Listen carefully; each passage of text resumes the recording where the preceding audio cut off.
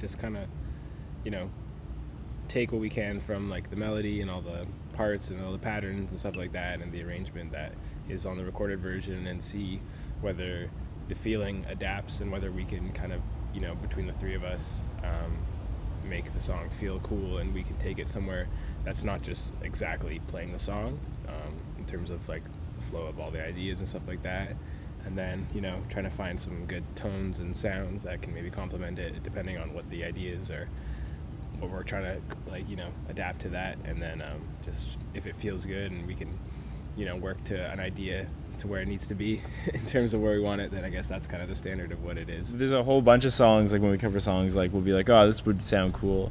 And like when we actually try and do it, like 90% of the time, it's like we just can't figure out a way to really make it sound like fit with our kind of instrumentation without sounding like a smooth jazz version, or like, you know, just having a weird vibe. But then there's like the occasional song where it just really works, and it's like, oh, we can make this and make it sound cool, and also it will be like jazzy and have like the trio elements. I guess it's different at first, obviously, because you're creating something from scratch, and then when you're covering something, you're learning another person's song. But I think when we actually play it all together, it's pretty similar, because like we the exact same. Yeah, like to keep the energy the same and make it our own, so to speak. It's a bit awkward because you're playing to the internet and maybe a few people in the room as opposed to just like a crowd, but you know, it's fun in a different way.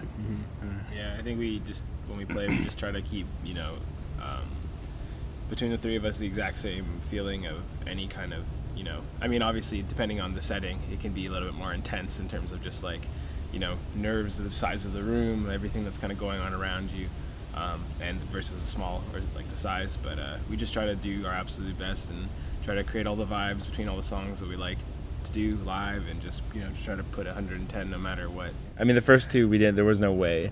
It was like we had like 8 hours of free studio time in one day to like set up and do everything.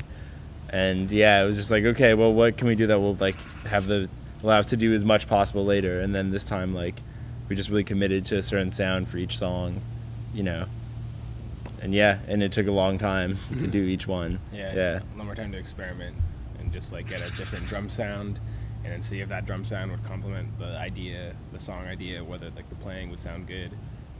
And then also like adapting like bass tones and piano sounds and organs or synths and stuff like that. So we had a lot more time to experiment and, you know, do some real studio magic, I guess. It's really cool. Yeah. It's quite an honor, to be honest. The whole city and the festival is just so like beautiful. Has a great vibe. Yeah. Very relaxing. We're out in the garden. Yeah.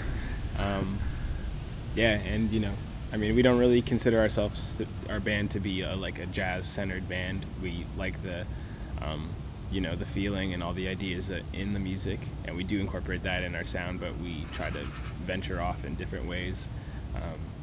And to, you know, just to get to play a festival like this, that is a jazz festival. I mean, there's quite a few different acts and sounds and vibes coming through, so I feel like somewhat we can comply. But yeah, I mean, it's just an honor, and we're very happy to be here for sure.